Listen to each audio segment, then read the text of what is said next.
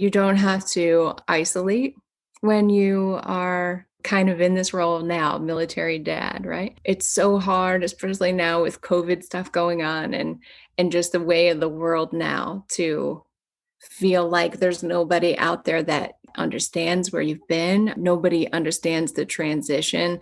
Nobody gets the culture. Nobody knows the mindset or that it's weird to talk about it. Like I appreciated so much how you said you made a friend on the hill sledding the other day, because in my experience, men are not as eager to reach out and be like, hey guys, can I get your number? Dory 1, this is Fire Team Delta.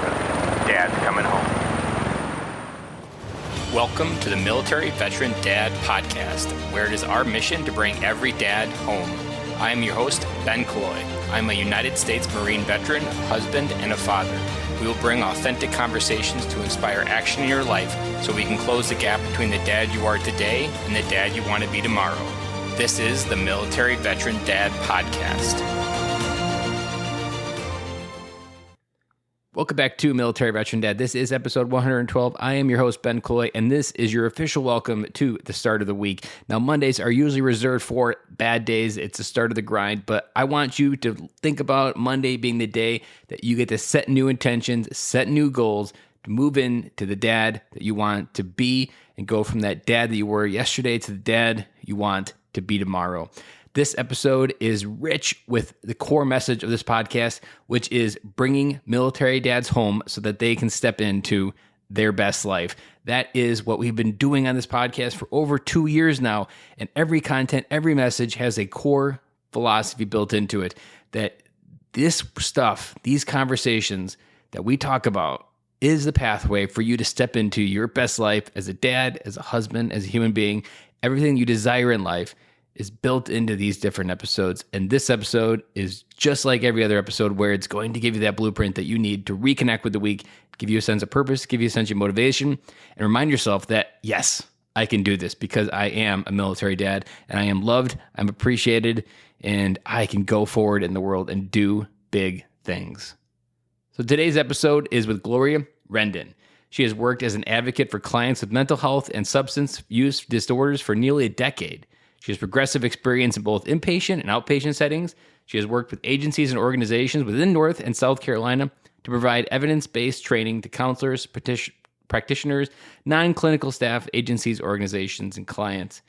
She serves as a federal grant reviewer, which allows for funding for both of these populations, especially for the underserved populations like veterans. She is a United States Army veteran, Operation Iraqi Freedom and Operation Enduring Freedom. She has a Master of Science in Addiction Counseling, doctoral work in clinical mental health counseling, and sport and performance psychology.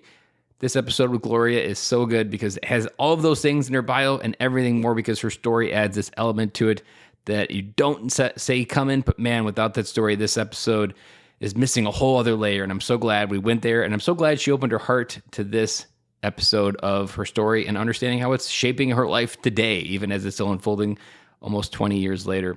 Everything about Gloria Rendon is down in the show notes. So if you are in South or North Carolina and you want to reach out to her, or you are struggling and you want to reach out for help, reach out to the services that are on the show notes. Go to militaryveterandad.com. Go to the show notes there, and all the links for everything that is Gloria Rendon is available. And as always, if you want to hear my big takeaway of the episode, hang on to the other side and I'll be back. And so without further ado, let's get started with Gloria Rendon. Welcome to the podcast, Gloria. Hi, Ben. I'm excited for you to be here. You just came into my life, and it was kind of weird how it happened, but that's how I'm the best guests in the podcast have come into my life. So go ahead and tell us a little bit about your background and a little bit about what you're going to talk about today. I'm Gloria, and I'm a substance use professional in South Carolina.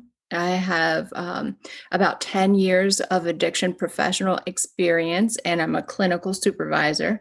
So that's just a fancy way to say I work with people who struggle with mental health and addiction, and I help other counselors become better counselors.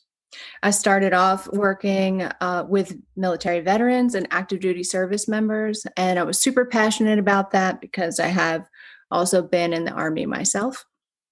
My husband is retired Army and works as a DoD contractor. So I have a background full of military experience. So starting off in this field, working with veterans and active duty was really propelled me to be knee deep in this field.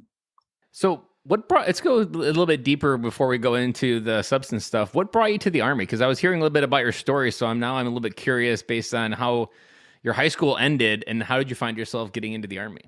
Yeah, the Army was a huge saving grace for me. I'm a high school dropout. I dropped out of high school when I was only 16, was using drugs and alcohol like crazy, really living a much faster life than I should have been at that age. Eventually, the well ran dry and I needed to figure something out. So, my dad was in the Navy, and I have had lots of other family members who were in the military. So, I went like everyone else, the recruiting office, and tried to figure it out. I tried to go in the Marine Corps first. That didn't work out. I had too many tattoos by that time. So I ended up going into the Army and eventually enlisted and went in as a combat medic. So going into the Army, what were some of the first things that you started figuring out about yourself? Because the military is a very revealing process, and sometimes you don't figure out what it revealed till decades and years later. But I'm interested in your case because you've been in the depths of like the psyche of what you go through. So I'm wondering, what do you think the Army helped you reveal about yourself? I think that's really true. It took me a lot of years after to sometimes figure out some of those life lessons, right? But the Army helped me become more disciplined, that's for sure. I was living this crazy, wild life as a teenager. And even as an adult, I was 20 before I finally got into the Army. So for me, I needed to learn some humility and some discipline and also what it was like to care about other people. You know, when you're a teenager and getting high, you're very selfish. You're only worrying about yourself. So And to where's the have to next look fix coming after. from? Yeah, exactly. So learning how to care about the next person was invaluable to me now as an adult. As you look through the past, have you been able to try to pinpoint a point where you started losing the ability to empathize with people before, like in high school? Was there like a turning point or a moment in time where like you just started focusing on yourself versus other people? I can't really pinpoint a time, no, but I think that area of my life, those couple of years, 15 to 19, are sort of a blur, you know, in some regard.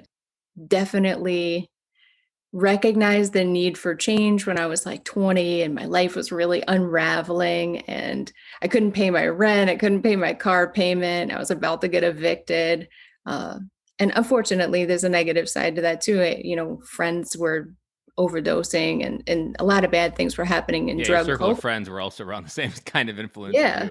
So if birds of a feather flock together, right? I was no different. So kind of moving forward from that, looking back at it now at 35, I'm like, what was I doing at 15, 16, 17 years old? How long did you serve in the Army? 4 years.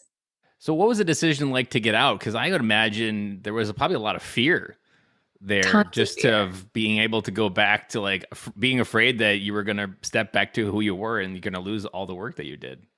It was a crazy decision for me to get out. You know, I really, I had enlisted, and then when I was deployed, I re-enlisted. You know, we all kind of know that story, right? You can get pretty good in re-enlistment bonuses and things like that when you're deployed. So I fell into that category. I did when I was in Iraq re-enlist. So I had every intention of staying in, and then I came home in January of 2009, and like was pregnant in February, you know. So for me, it was a difficult decision. I had a little baby at home and I was coming up. I knew it was my time. I was going to have to deploy again. And I was really torn about what to do. So I did decide to get out in order to take care of my daughter.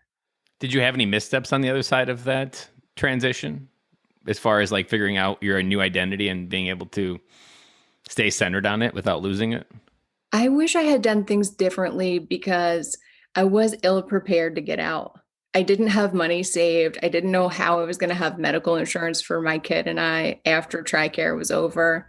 Um, and I didn't really have like the support network that I felt like I needed in order to become uh, military rank to civilian employee. I didn't know how to make the transition. I didn't know the ins and outs of using a GI Bill.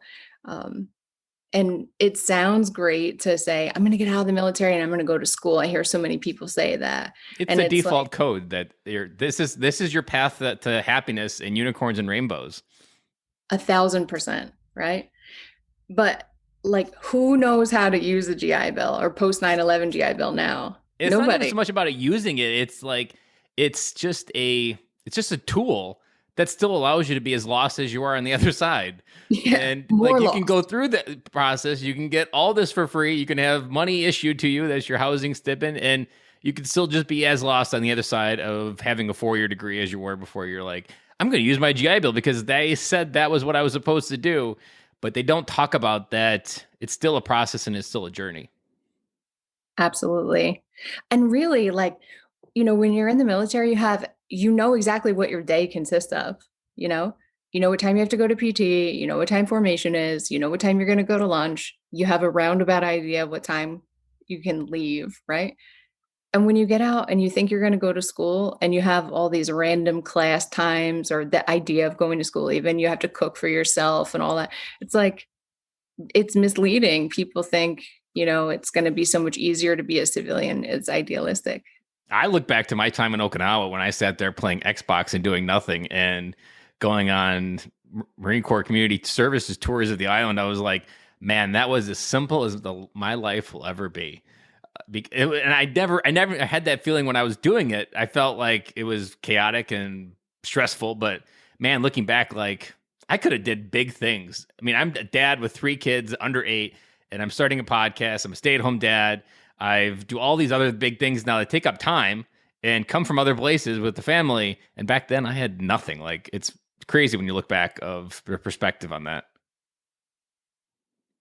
So now that you work with veterans in a completely different season of your life, looking back, what do you think the core message that a veteran needs to know to understand that transition and identity? Because it's that loss of identity that allows us to fall into those false senses of love that can come from alcohol and drugs and just kind of getting lost in the let's get a job so everything will be good, but it really won't be.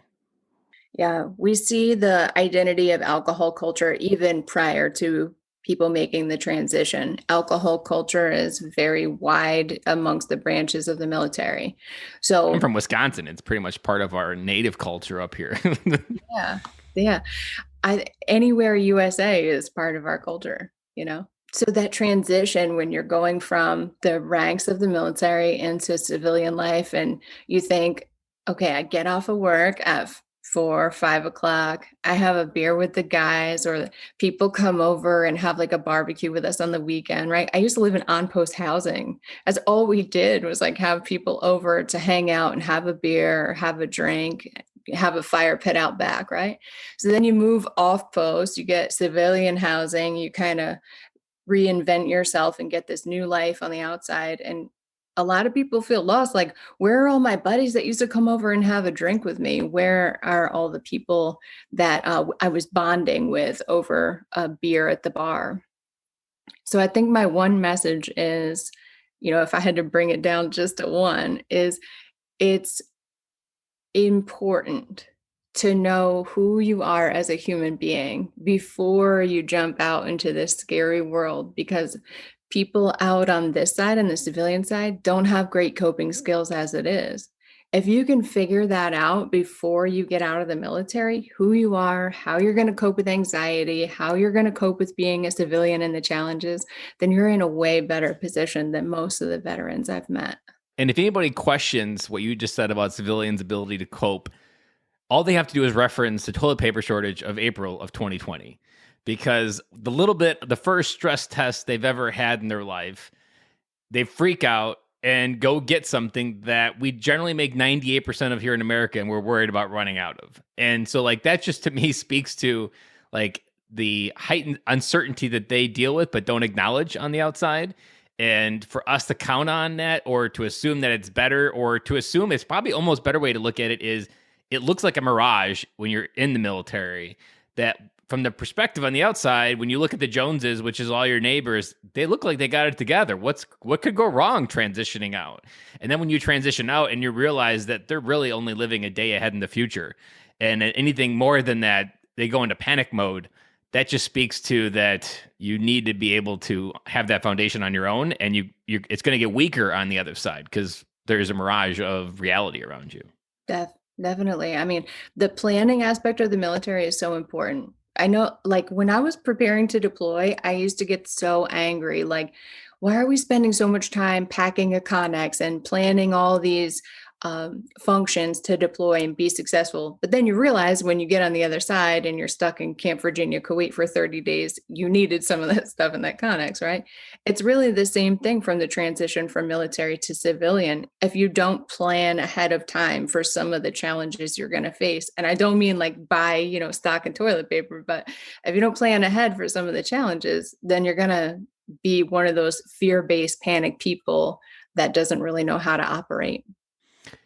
I think what you're also talking about there is people have this illusion while they're serving that transition happens in like the 6 months prior to leaving out. Like, to me, when you have the military, there's kind of two mindsets that I've learned in this podcast. One is your actual transition begins almost the first day you go to boot camp, because you should already be planning what's going to happen on the other side, because what I'm joining and what I'm getting ready to do is a temporary thing. And it's going to be a process that gives me a window to really work and develop something bigger within myself. And it begins the first day you go to boot camp.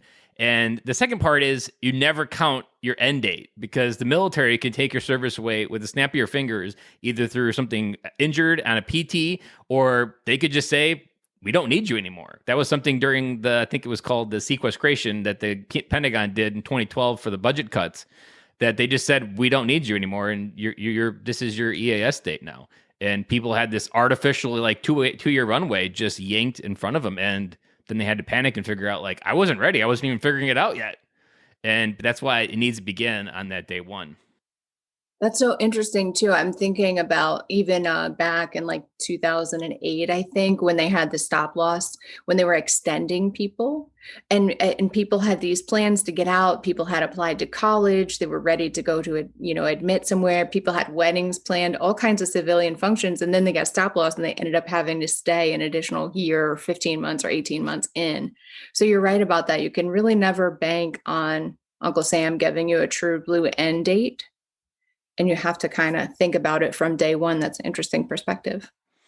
And there was one more little, people call it the cherry on top, is the reason why I asked you about why you joined the Army and then also why you left is most people also don't think about the first transition, which is when they went into the military. Like, you were a real person before you joined, and starting there and figuring out like who you were, what were your goals, and then also figuring out on your way out, like, what did I learn? What new perspectives do I have? Do I still really believe some of the same stuff?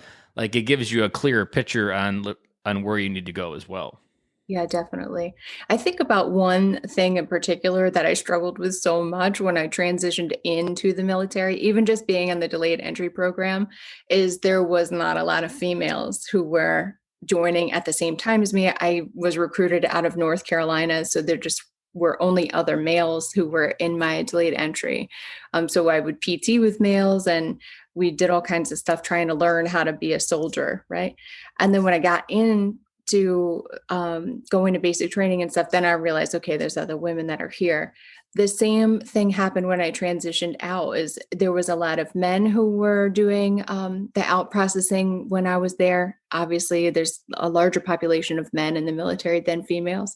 So there was no women really who had a child at home, who understood where I was going, what I was facing. And I would say transitioning into the military was a lot less lonely than transitioning out of the military. There was really no one else around that understood how difficult it was. You remind me of a conversation that I had with Amanda Huffman, who hosts Women of the Military podcast. And she talks about a lunch her and I had, I think now almost 2 years ago, at Podcast Movement in Orlando. And she talked about this lunch. She's mentioned it probably at least 15 times now since then, of how this lunch, it was just a random lunch. There wasn't anything special about it from like how it started. But she talks about when she first felt like connected, that she felt disconnected as a veteran, that because that she couldn't connect with her veteran brothers in a way that because she was a female. And that conversation at lunch really just felt like he has some of the same feelings as I do. I just had this preconceived notion that because I'm different biologically, that I can no longer connect with this other side that still is part of the same brotherhood that I had when I served. Did you have that similar idea of like that you couldn't connect with this other side because of how isolated you felt from your story? Totally. And I think from the very beginning of joining the military, you are immediately separated from your male counterparts. We're separated, typically through MOS. We're separated, not totally, but a lot of the time separated in basic training. You see females going towards some careers, men going towards others. In your unit, you're pretty separated. So, there's bonding between men and women in the military for sure, but you always know that the separation exists. So I think when you make the transition from active duty to veteran, you're hyper aware of those differences. Women, not that I know of, have historically been like as have as much camaraderie as men when it comes to veteranship and having this history being in the military. And so you're aware of the separation, but if you actually talk to male veterans, especially male veterans who are in the same era as serving as you realize there's a ton of similarities. Now that you're 35 and you got out so there has been almost 10 years since you got out, right? If that math is correct. Yeah. So this year in September, I'm out 11 years. Part of a huge component that men and women go through on the other side of transition is figuring out why a tribe was so important. The military issues you a tribe, and you must instantly figure out how to start using it and start working together. But you never realize on the other side what that magic was doing. That for millennia, men and women survived in tribes and communities, and we always had people ahead of us and behind us.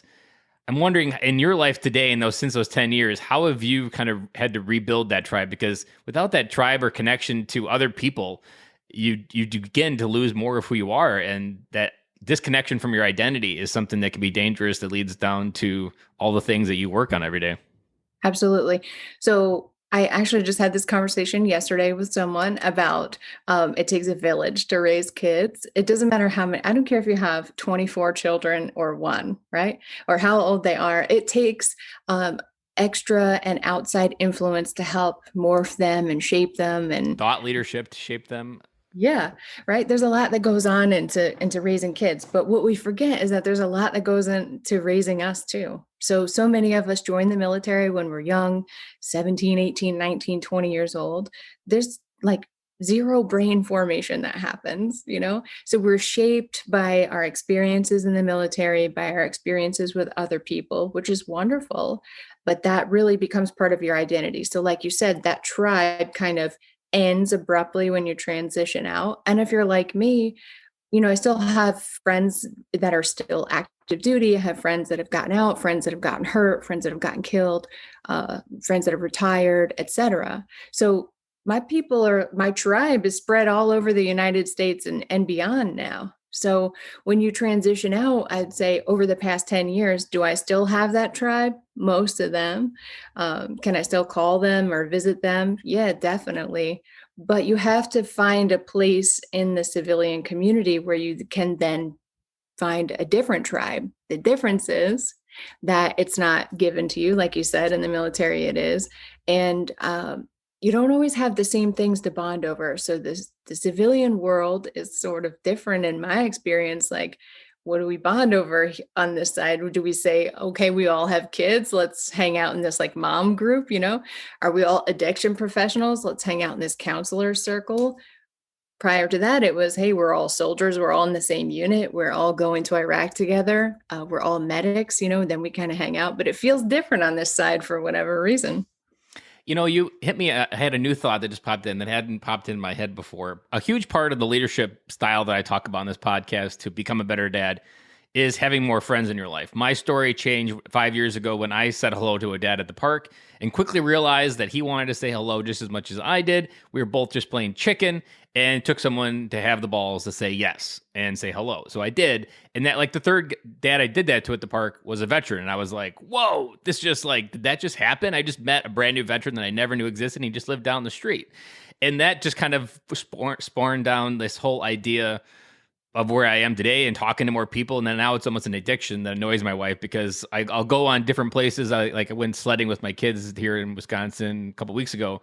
And it was an empty sledding hill that night. And there was a dad there with his girls. And we started talking. And I came home to my wife and I was like, yeah, I made a new friend at the park today.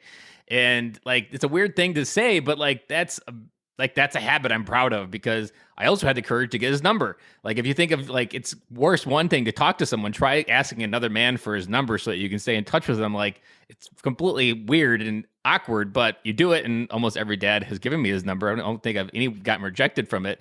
But like that moment allows me then to keep talking and have a conversation, and I never know where those are going. But that is what we really need to do. And the word that like when you're talking about trying to find who you are and what you talk about, it hit me that like, and I'd never even had this mindset, but we are all students of the human experience. We all have struggles with that human experience.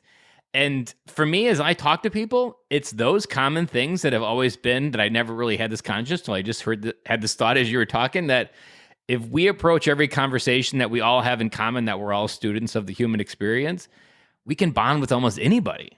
Like that's a really profound thought that I just had there for how to approach that problem that you just came up with. I have to agree with that. I mean, we focus, I think I'm even guilty of this too. I want to find what the common thread is with people in order to feel more comfortable to reach out to them and say, oh, I wear glasses too. Let's talk about our day at LensCrafters, right? But the reality is that we could all say, our experience is really how we got here, and I'm just a person and imperfectly perfect, and I bet you are too. So let's find common ground instead of seeing each other's glasses. And I have a friend who runs a podcast called, I believe it's called No Tag. And essentially it's these tags that we assign ourselves, like the tag in the back of your shirt is a label and it has different things that describe the shirt. And many times we assign these tags to our own life that you are a person with glasses. So therefore you identify with some of probably the stereotypes of people that wear glasses, even though those probably have nothing to do with you. They're just part of these tags that you kind of probably subconsciously assign to ourselves.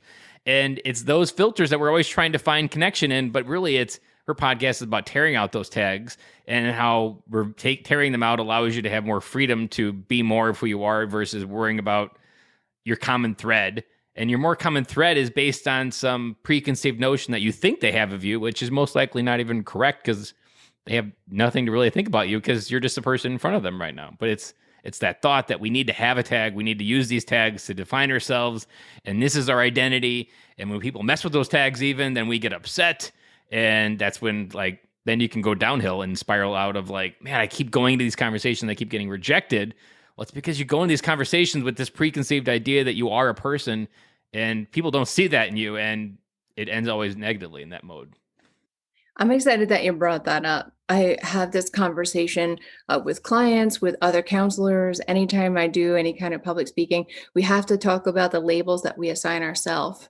And in my field of work now, I often hear people refer to those who have addiction disorders or mental health disorders as addicts or junkies, and they're a pretty serious label. And we have the same thing that happens to veterans too. Like as soon as you share any insight that you have PTSD or that you suffered in any way, people get labeled very quickly. He's off the handle, or he's super angry. Add the veteran tag, and then you're like, yeah, too hot to handle. Right. Too hot to handle. Don't touch it, And I even see a lot of counselors who are kind of timid or trepidatious when it comes to dealing with veterans who have addiction because they think, well, that's a label that I'm not really prepared to deal with. They might get a little bit too hardcore for me in a session. I maybe won't know what to do. But there's a really interesting dynamic that happens when you learn how to remove those tags, when you can identify that you have labeled yourself, that you have this preconceived notion that other people are labeling you, and you can eventually strip yourself of those labels and say, you know what? I'm not a junkie, even though I did drugs when I was a teenager. I'm not a high school dropout, even though I did drop out of high school. And I'm not really some of these other self monologue negative tags I've given myself over the years. In reality, I'm a person, I'm a female, I'm a veteran, I'm a mom, and you can find the more positive words to label yourself with rather than those negatives. So I appreciate any podcast or any person that kind of takes those tags away and says, no, let's not degrade ourselves. I did double check the name of the podcast. It is Tear Out the Tags by B. Evans. And it's got some really in-depth conversations about all of these different tags. And there is an idea when you think about these tags, there's a huge component that I talk about in my friendship course that I created on my website, militaryveterandad.com, that the second lesson is why it won't work. And the big, huge component within that is you have things in your shadows, those tags, that damaged goods, those stories, those events that you feel are too hot to handle. And maybe that's 10% of your psyche, maybe that's 50% of your psyche. However, that percentage is, in that darkness, you spend a huge amount of energy hiding that and making sure that the light never touches that darkness. And that in itself is going to not allow a lot of that real person in yourself to come to the surface. You're going to turn off a lot of your personality to make sure no one ever sees that darkness. The bullshit part that most veterans, and I want every dad to pay attention to this part, because the bullshit that you tell yourself that darkness is what you need to hide, that darkness is going to reveal more of who you need to be. And when you reveal that component, you allow more of who you are to flow. And then you also get a chance to see it in a very objective way. You actually can't even see what it looks like when it's in the darkness because there's no light on it. But the moment you speak it, moment you tell someone, you can see it objectively with your rational part of your brain versus the emotional part that's trying to subconsciously hide that. And it's that darkness, once you bring it into the light, like that can actually make people come closer to you versus push you away. It's people are afraid of what people keep in the darkness, and that may what push a veteran away. But if you reveal with what's in your darkness to other people, that's going to be something that almost it's in our human DNA to admire and want to know more of. I think what you just said is so important for a couple of reasons, right? Before we started recording this podcast, you asked me what's off limits, right? What's the stopping block? What do you not want me to talk about or address? And I said, nothing really. I'm kind of an open book, right? But it took me so long to get there because I, like how you just described, had stuff in the dark closet that I didn't want anybody to know about me. I didn't want people to know I used to use drugs. I felt like, oh, that's it. And people are never going to see me as a doctor. People are never going to see me as a professional now. People always think I'm a bad mom. Probably fraud would be the word that you labeled yourself. Yeah, like a fraud, right? Yeah. And so the reality is that I just have lived experience with other people and can relate, and I'm probably a little bit more empathetic since I've actually lived my own life, right? So what you described there is really the epitome of therapy, when you can go and talk to a counselor or therapist or whoever, whatever title they have, and you can bring those things that are in the closet out into the light, and you can talk about the dark stuff that you feel negatively about and have somebody help you reframe it into a positive light. You authentically share yourself with someone else, and you learn habits to authentically share yourself with other people and people in your community, family, and your support system. So you're right, all those things that you kind of hide and conceal from other people, you practice talking about them, you get them out in the open, you feel more confident about how they made you who you are today, and you'll realize probably more people can relate to you than not. And that authenticity always shines. Yes. I want to go into maybe a secondary layer of what we're talking about. How has opening up your life and shining lights in all the closets that were previously with the lights off, how has that helped you become a better parent? That's so interesting that you brought that up. My daughter is 11 and she knows it all, right? She doesn't really, I don't really keep anything from her. But when I was an up and coming mom, it's like how I think about it. We're all kind of learning the process as we go. I was always wondering, like, should I tell her that I used to use drugs? Should I not tell her? Is it going to deter her from using drugs? But the reality is that I'm around people who use drugs or have used drugs all the time. My profession, right? I'm opening an outpatient treatment center. It's not like she's unfamiliar with what drugs and alcohol are, right? So when I was considering whether or not I would tell her, does she have the capacity to understand what that means? I realized that it was far easier to just be straight with her and tell her what things are and what things aren't, rather than try to create some spider web of lies to conceal some stuff, you know? How old was she when she kind of got the full story? I'm not really sure. I think it's been tidbits over time. You know, you And have can, you noticed like any decision making or any part of her personality evolve because of having this knowledge? my kid is so understanding. You know, she's just like, okay, mom, you're going to go help so and so today, or, you know, you're going to go do this, work with the recovery house today, or something. And I think she gets excited, like, cool, you're going to help people that say they want help for their problem. I think that's awesome. So, what it seems like to me is her decision making is no matter what the problem is, somebody's out there to help, and that's a good thing. And no matter what the problem is, if you say you need help, that's a good thing. And it's okay to say you have a problem. The part that kind of popped in my head as you were talking there is because you're her mom, she has an infinite amount of love for the person that you are. But then when she hears that her mom fell down and that she learned how mom got back up, to me, like being able to model a healthy falling down, getting back up, but then also modeling how you can still find love in me through that. Like to me, those two, like those as they weave through her personality growing up, she will always be able to bring compassion to someone that maybe most likely doesn't deserve it. Or even at that point where, yeah, they deserve everything coming towards them, she's going to be able to bring compassion towards them. I recently heard Gary Vee do a couple different of his videos where when people go crazy on a rant, like just completely go into the weeds on like, you suck, everything you say is garbage.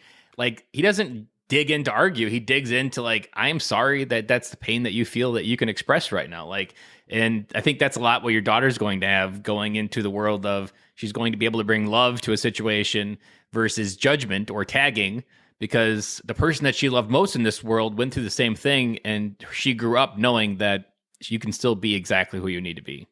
That's my hope. I think that kind of lesson for children is invaluable. And there's also this is something I want every dad to hear, because many military dads hide from those things in the closet. And even if you expose the closet to, say, someone at the VA in therapy, they still feel like they need to be a bigger version of themselves to their kids. But the danger within that is whether you die 5 years, 10 years, 30 years, however many years you got left on this earth, the worst case scenario is that you leave this earth and your kids never really know who you are. Because when they're 30 and they're talking at your eulogy, maybe, them finding out that you had all of these things going on in your life that you never told them, and they never really, this version of their dad got shattered. In that case, it's almost anger where they're probably going to bring to it versus love. Like that would be the worst case scenario of what happens when you hold in your life from your kids. And helping your kids know who you are allows them to walk in the steps of your advice, your wisdom, well beyond your time. So they can always like, what would dad do? Because they know who their dad was. They know how he fell. They know how he got back up. They know the values that he did when life tested him. They can be dad in those moments when dad's not there. But when you hide that version of yourself, like this is the best gift a military dad has. We have depth, we have wisdom, we've seen hell. We know how to move through hell and come back from it. We know how to have just see the world from the worst parts of it to the best parts of it. And if we share those little lessons that we've taken away to our kids, like we have an opportunity to create a generation of kids that go into adults that America's never really seen before, because of the amount of depth that the last 15 years of wars have really been given to the veterans that we have in the community today. Like to me, that is the best reason why military dad, the reason why this podcast exists, because it's those moments when you come home, it gifts your life to them in wisdom and stories that allows them to go out in the world and truly understand how to make it better. You create resilient children that way.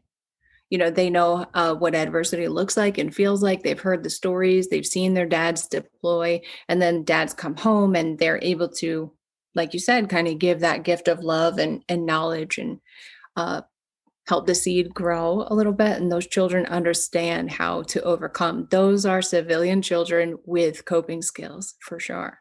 And I can say, you know, we're in the generation, I don't know how old you are, but, you know, we're I'm kind 36, of I'm not much in the more older than you. generation.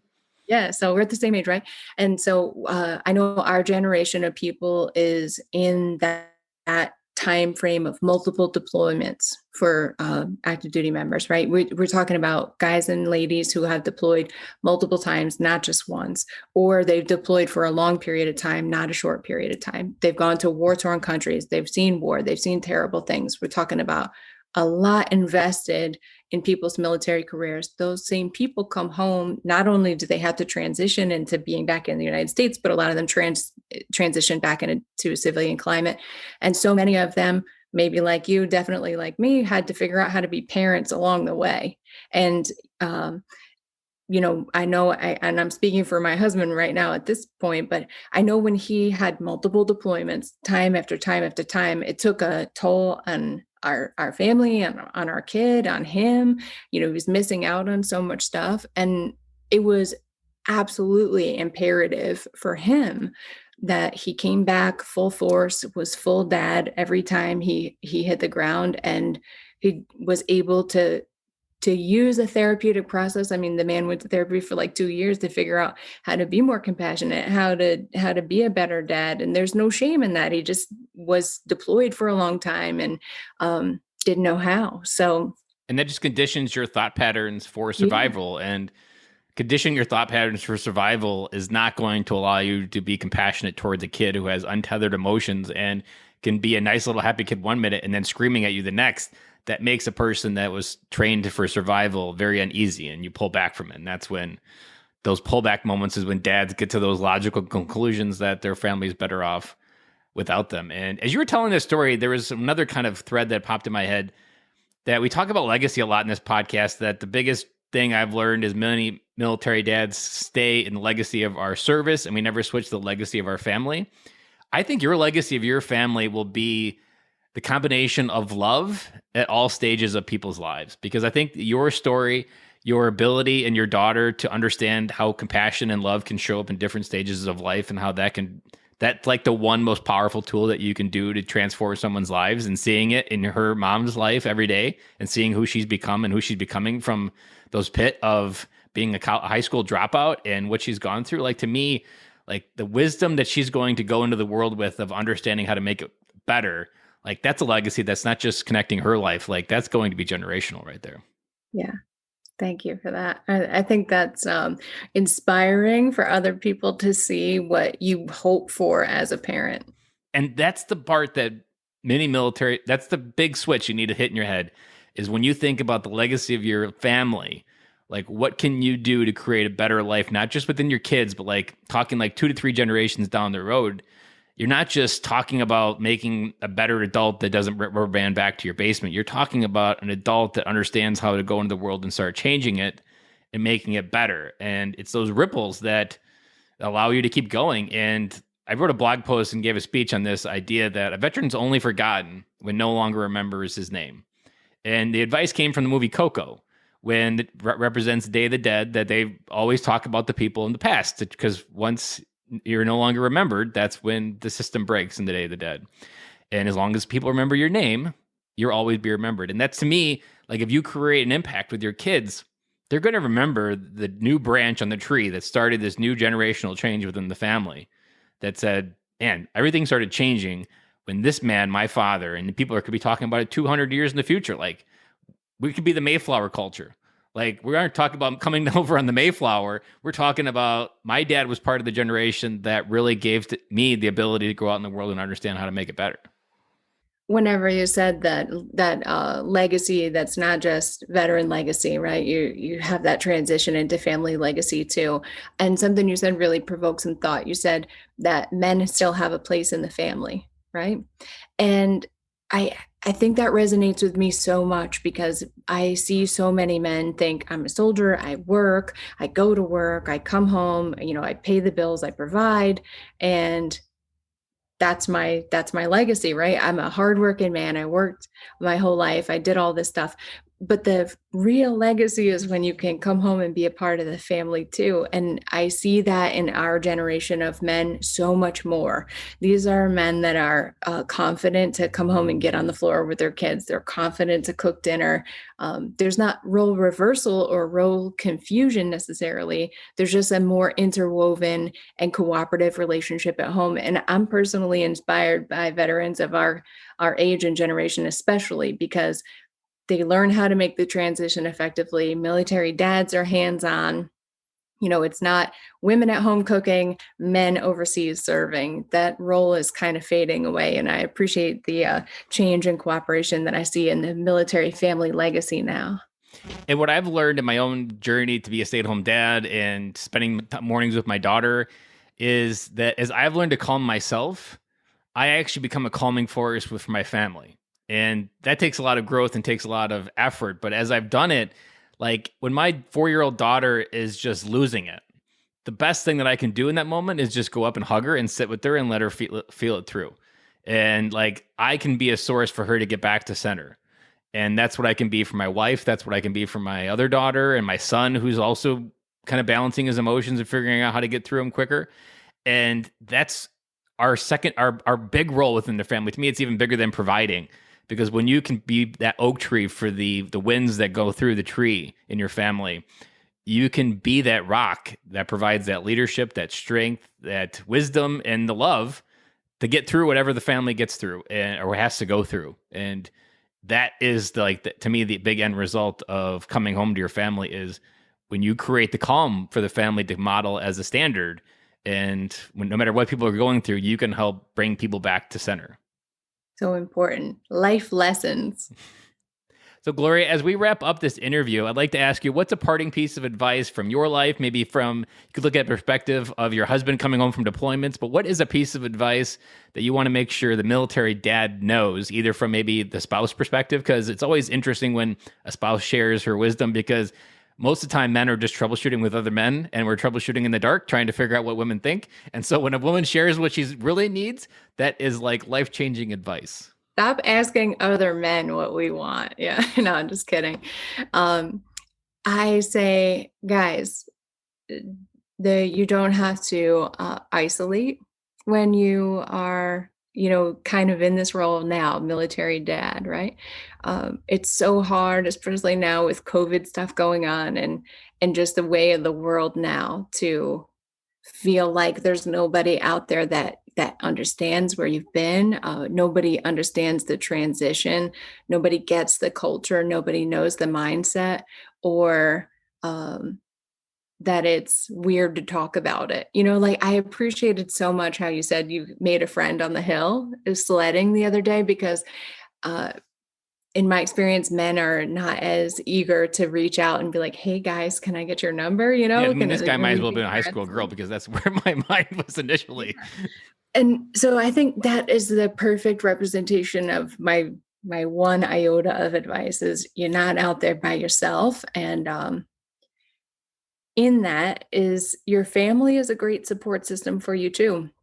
If you talk to your wife, your spouse, your significant other, whoever you have at home, your children, about your experiences, that's okay too. Because I think the military family is the best support system for anyone transitioning, anyone who feels isolated. We have been through extreme amounts of adversity and overcome. And so, guys, if you feel alone, then you got to reach out and talk to anybody. Is there any particular place where is a good place to get a hold of you and the resources that you work with and provide? Yeah, definitely. So I'm in South Carolina and I provide clinical services in North Carolina and South Carolina. Look me up online at palmstateofmind.com. And I'm on all the social media, LinkedIn. You can find me, Gloria Rendon. I'm on Facebook and on Instagram. Or you can just shoot me an email, gloria@apalmstateofmind.com. And I'll include all of that stuff in the show notes so you don't have to worry about remembering it or writing it down quickly. Just head over to militaryveterandad.com and all of the show notes will be there to help you with those resources. Gloria, this conversation has been absolutely amazing, and I'm so glad you came into my life in the random way that you did on LinkedIn. And this is the best part of reason why you got to say hello, because on the other side of hello could be that one conversation that can change your life.